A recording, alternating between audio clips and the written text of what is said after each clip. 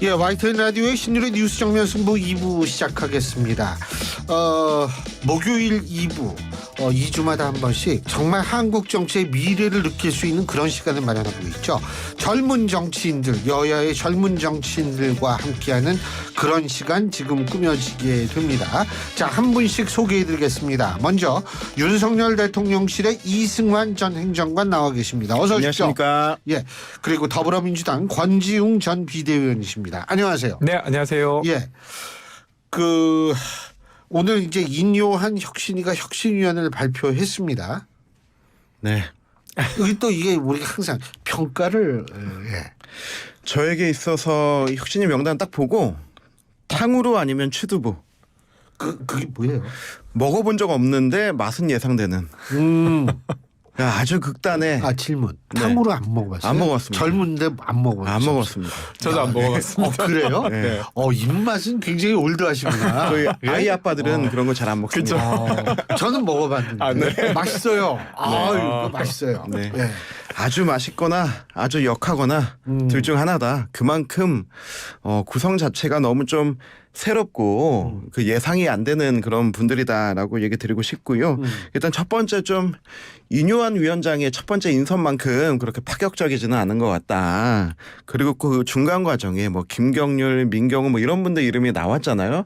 그러면서 좀 기대를 많이 높여놨다. 정치적 기대를 많이 높여놨는데 이제 딱 보니까 한 세 분은 자주 왔던 분들이고 나머지 분들은 처음 보는 분들이고 이렇게 해서 이게 과연 어떤 조합이 될지 잘 모르겠다. 지금 제 마음입니다. 예. 자, 권지웅 비대위원께서. 저는 그 이름 발표된 거 보고 이런 생각이 먼저 들었어요. 일단 관심이 안 간다. 네. 왜 그러냐면 오늘 뉴스 중에 그 윤석열 대통령께서 이태원 일주기 추모제에 참석 안 한다. 왜냐하면 정치적 행사기 때문에 참석 안 한다는 기사. 하지만 다른 쪽으로 뭔가를 하긴 할 것 같더라고요. 예. 근데 이제 제가 그 기사를 보면서 혁신위원이 누구든 별로 관심이 안 간다 이런 생각이 들었어요. 왜 그러냐면 지금 이번 혁신위는 당을 바꾸어서 결과적으로는 대통령의 국정운영 기조를 바꿔야 되는 과업이 있습니다. 근데 그러려면 대통령께서 좀 바뀌려고 하는 모습이 있어야 그걸 제안할 사람들의 말이나 인선이나 이런 것들이 궁금해져요.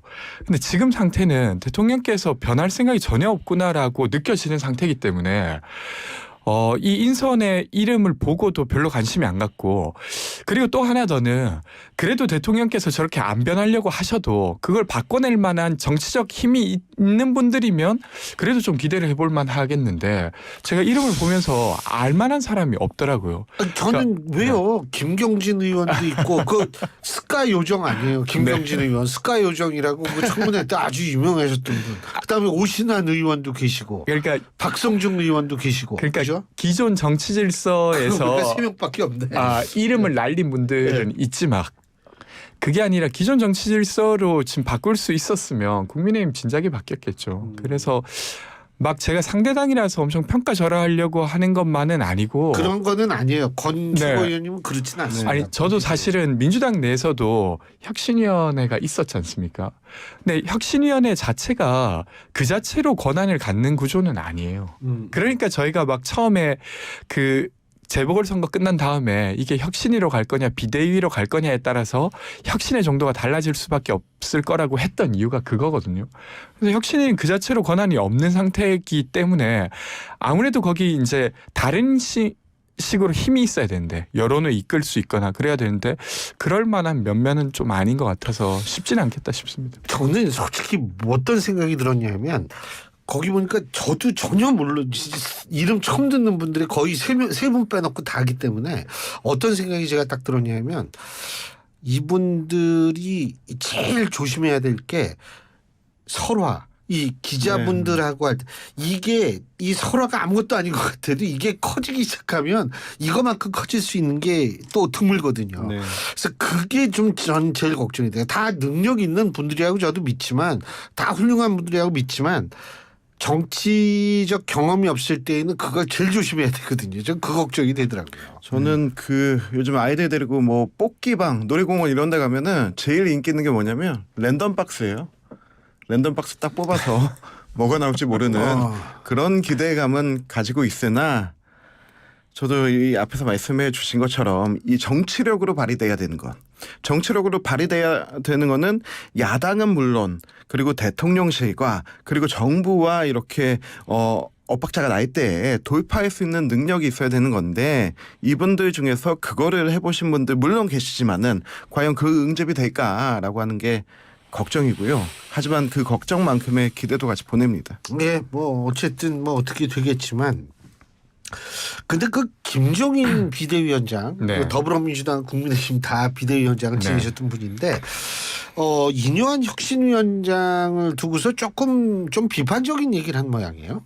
그러니까 저는 방금 앞서 이승환 전 행정관께서 이야기하신 맥락이랑 좀 맞닿아 있다고 이해했는데 그건 뭐냐면 사실 인요한 그 교수는 되게 훌륭한 사람이죠. 그리고 대한민국에 되게 보물 같은 사람은 맞습니다. 근데 정치 그리고 혁신위원장을 한다고 하는 건 아주 짧은 시간 내에 아주 어려운 과업들을 해야 되는 거예요. 근데 그것을 하기에 사람을 막 찾았는데 못 찾아서 결과적으로 그냥 좋은 분을 데리고 올 만큼 정치가 타락했냐. 그 정도로 인물이 없냐라고 하는 것처럼 전 들렸습니다. 김종인 위원장의 말이. 근데 실제로 그 지적은 맞는 것 같아요. 그러니까 민주당의 김은겸 혁신위원장의 경우에는 그래도 정부의 일을 했었고 정치와 관련된 걸 아주 깊이는 모르더라도 최소한 이 어떤 자장 안에 있었던 사람인데 인요한 위원장은 그렇진 않지 않습니까? 그러니까 아무래도 기대하기가 어려워 보인다고 생각되고 저는 아까 앵커께서 질문하신 설화는 별로 걱정 안 돼요. 그러니까 인요한 위원장 말하시는 거 보니까 나 설화를 많이 일으킬 텐데 좀 봐주세요 막 하기도 하고 그리고 전달력도 좋고 그러니까 정말로 이제 국민의 눈높이에 아주 어긋나는 말은 안 하실 것 같아요. 아 그분 정치적으로 굉장히 유능하신 분이에요. 네. 근데 이제 내용이 없을 가능성이 있고 그리고 국민들의 관심을 그러니까 인요한 위원장의 맨파워 이상으로는 끌기가 쉽지 않아 보입니다. 저는 그 사람을 못 찾아서는 아닌 것 같아요. 왜냐하면 인요한 위원장을 모신 거는 저는 우리 당이 배수의 진을 쳤다고 생각합니다. 왜 그러냐면 말씀해 주신 것처럼 인요한 위원장은 굉장히 많은 상징 자본을 가지고 있어요. 외국인이란 거 그럼에도 불구하고 집안 대대로 대한민국을 위해서 헌신했다는 것, 호남이라는 것, 민주화에 기여했다는 것, 그리고 또 이제 보수 정당의 큰 기둥이 되는 또 기독교 선교사 집안이라서 기독교. 그래서 만약에 우리가 인요한 위원장의 혁신안 이나 인요한 위원장 자체를 받아들이지 않는다면 이 모든 상징 자본들에 대해서 척을 지게 되는 것이거든요. 그렇기 때문에 당의 입장에서는 사람을 못 찾아서가 아니고 배수의 진을 쳤다 생각하고 그럼에도 불구하고 김종인 전 위원장께서 이렇게 타락했냐라고 하시는 부분은 이분은 굉장히 의회주의자이고 또 정치주의자라고 생각하는데 정치의 문제를 정치 안에서 해결하지 못하고 또 외부 사람 데려와서 하려고 하느냐 이런 부분에서 정치가 보여주는 모습이 무능하고 좀 타락했다라고 표현하시지 않았나 그런 생각이 듭니다. 대통령하고도 뭐 언제든지 거침없이 얘기하겠다.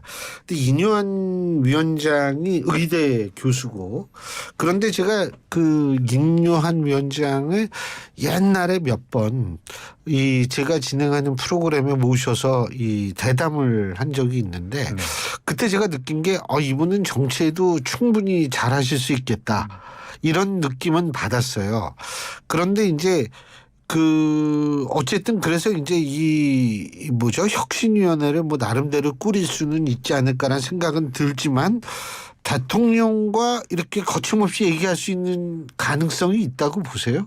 저는 뭐 말은 하실 것 같아요. 인요한 위원장께서. 근데 그것을 윤석열 대통령께서 들으실 거냐의 문제죠. 그러니까 저는 국정기조의 변화가 있어야만 윤석열 대통령 및 국민의힘이 내년 총선에서 조금이나마 희망이 있다고 생각하는데 그런 게 안 보이는 것 같아요. 그러니까 그나마 한 게 그 청문회장을 나갔던 김행 후보자를 임명하지 않은 것.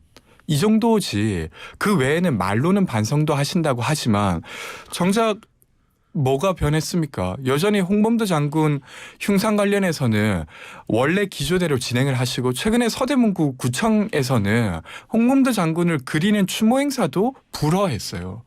그러니까 이게 말은 변화하겠다고 하지만 내용적으로는 전혀 변화가 없고 아까 말씀드렸지만 저는 이태원 참사 유가족 만나는 걸 왜 이렇게 두려워하시는지 모르겠어요. 그건 그냥 정부가 되게 반성해야 될 부분이잖아요. 정치적 어떤 의미를 넘어서. 근데 그런 게 안 되신다고 하면 그게 뭐 인현 위원장께서 어떤 발언 말을 하시더라도 별 효과는 없을 것 같다는 생각입니다. 홍범도 장군 네. 문제 같은 경우에는 그 혁신위가 바로잡을 수 있는 거 아닐까요? 네, 혁신위가 제안을 하고 바로 잡는 게 네. 좋은 방안이라고 생각을 하고요. 대통령과 대화가 될 수 있을까라고 하는 부분이 하나의 중요한 포인트인 것 같은데요. 예전에 대통령 리더십 관련 책에서 제가 이런 내용을 본 적이 있었어요. 노무현 대통령은 앞에서 쓴소리하는 사람들에게 쓴소리하는 사람들에게 좀 화를 내기도 하고 뭐라고 하기도 하면서도 그 얘기를 듣더라. 근데 문재인 대통령은 잘 듣고 그대로 하지 않더라. 근데 윤석열 대통령 같은 경우는 전자에 가까우세요. 앞에서 막 누가 싫은 소리 하면 티도 내시고 뭐 역정도 내시고 그러시겠지만은 그거를 수용하는 능력이 뛰어나십니다. 그리고 변화 능력이 빨라요. 우리 지난번에 대선 때 어떤 거 있었습니까? 그 선거 방향 전환하겠다 해서 그분이 뜬금없이 여의도역 앞에서 지하철역 앞에서 출근 인사하지 않았습니까? 그리고 또 선대위를 선대본으로 축소하기도 하고 뭐 그러한 다양한 모습들을 보였던 것들이 저는 이번에 발휘될 거라고 생각하고요. 이제 대통령실과 당의 관계, 여기에 한 개의 관계가 더 생긴 거죠. 여기서 이제 혁신위의 관계가 생긴 건데 저는 이 셋이 각자 같은 목소리를 내면은 망한 거라고 생각합니다. 우리가 합창을 할 때 같은 목소리를 내면은 음성 복제밖에 안 되잖아요. 각자 다른 화음을 내야 되는데 때로는 그 불협화음이 하나의 합창을 완성하는 것처럼 이제는 좀 그러한 포지션을 잡아가야 될 때라고 생각합니다. 그러니까 대통령께서 만약에 진짜 쓴소리 들으려고 하면 최소한 야당 대표는 일단 만나야 되지 않습니까? 그러니까 이게 역대 대통령이 뭐 야당 대표 만나고 싶어서 만났겠습니까? 근데 그 야당 대표가 대표하는 국민들이 있으니까 그러니까 그 야당 대표 만난 거죠. 근데 이제까지 이렇게 임기 오랫동안 야당 대표를 안 만났던 대통령은 노태우 대통령 이후로 한 번도 없었던 거잖아요. 그것도 혁신위가 얘기하면 또 만나게 될지도 모르죠. 만약에 지금 이런 거죠. 이태원 참사 유가족을 혁신위가 제안해서 만나고 야당 대표도 혁신위가 제안해서 만나고 이러면 그건 말 그대로 국정기조가 변하고 있는 것입니다. 그게 된다고 하면 윤석열 대통령과 국민의힘은 내년 총선에서 꽤 어떤 승부를 띄우고 성과가 있을 텐데 그렇지 못할까 봐 그렇지 않을 것 같아서 이제 걱정의 말씀을 드리는 거죠. 지금 네. 노무현 대통령 말씀하셨는데 우리 셋 중에서 노무현 대통령과 밥도 먹고 얘기해 본 사람은 저밖에 없네요. 근데 그분은 네. 뭐 싫은 소리 할지 모르지만 딴 사람이 얘기를 하면 계속 잘 들으세요. 그거 다 받아주고 굉장히 그런 게 저는 아주 뛰어나신 분이었다 이런 이런 기억이 나는데 근데 그 뭐 지금 삼자회동 뭐 이런 말씀도 하셨는데 민주당 얘기 또 네. 요새 이 민주당 하면은 이제 그 최고위원 자리 한 자리 비어 있고 네. 정책위 의장 한 자리 비어 있는데 여기 충청하고 호남으로 뭐 한다 뭐 이런 얘기가 있는데 그 최고위원 후보로 지금 거론되어 있는 분들이 충청 출신 한 분, 호남 출신 한 분이에요. 그리고 정책의장은 두 분 다 호남 출신이에요. 그러면은 충청 한 분, 호남 한 분을 뭐 한다. 그러면 그건 뻔한 거 아닙니까? 어떻게 보세요? 저는 그 민주당도 혁신하려면 일단 뭐 정책위 의장 이런 자리에 어떤 지역 안배나 이런 것보다 적어도 우리 여기 있는 권지웅 위원 정도는 이름에 올라야지 민주당이 혁신할 수 있는 거 아닌가 그런 생각하고요. 그 한 자리 이제 최고위원 한 자리 이 자리가 굉장히 큰 상징성을 가질 수 있을 것 같은데 저는 거기에서 이제 정말로 뭐 변하고 화합하는 모습을 보일 것인가 아니면 측명 일색이 갈 것인가 그런 생각은 좀 있는데요. 저보다 권 의원이 더 잘 알고 있을 것 같아서 먼저 좀 들어보고 싶네요.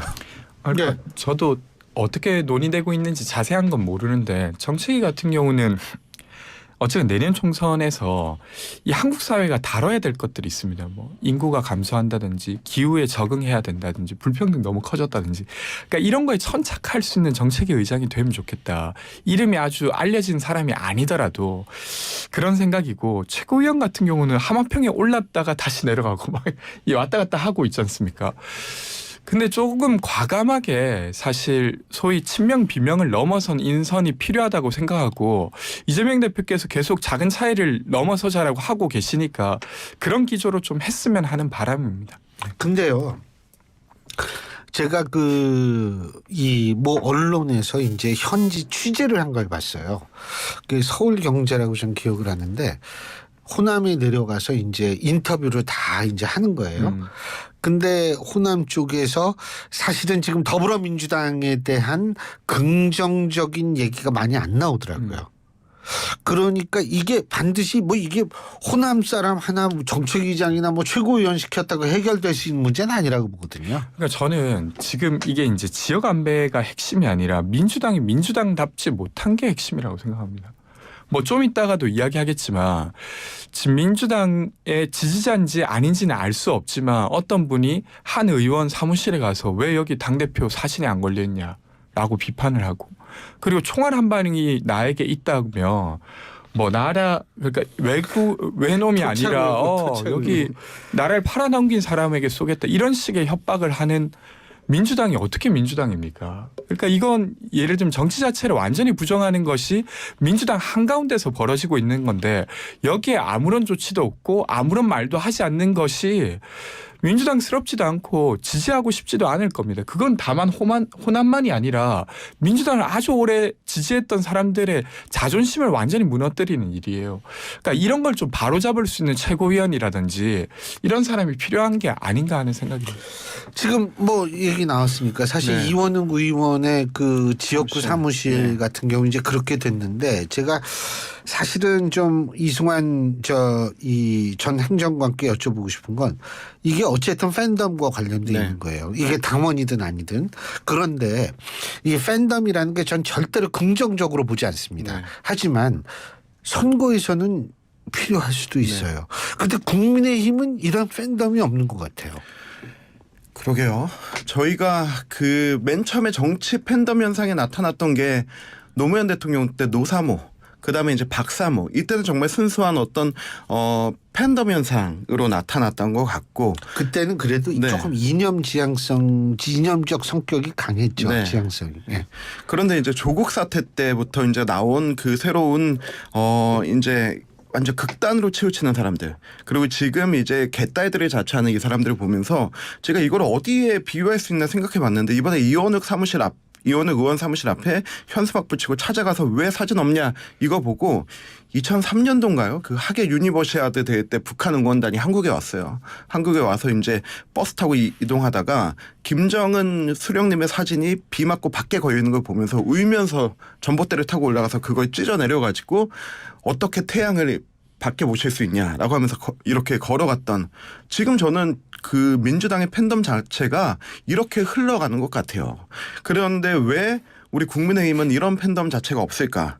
근데 국민의힘은 여태까지 우리가 그 팬덤 현상으로 만들어낸 박근혜 전 대통령이 탄핵되는 과정을 보고, 그리고 또 새로운 중도와 청년층에 만들어낸 이준석 대표의 이런 과정들을 보고, 그리고 또 전혀 영선 대통령인 윤석열 대통령이 대통령 되고 이런 모습을 보면서 좀 이런 부분에 대해서 너무 극단적이고 감정적으로 치우치지 않고 조금 긴 안목에서 바라보는 그런 시각이 생기지 않았나, 냉정한 평가자의 입장에서 지지하는 게 아닌가, 그런 생각이 좀 듭니다. 유니버시아드 때는 김정은이 아니라 김정일이었어요.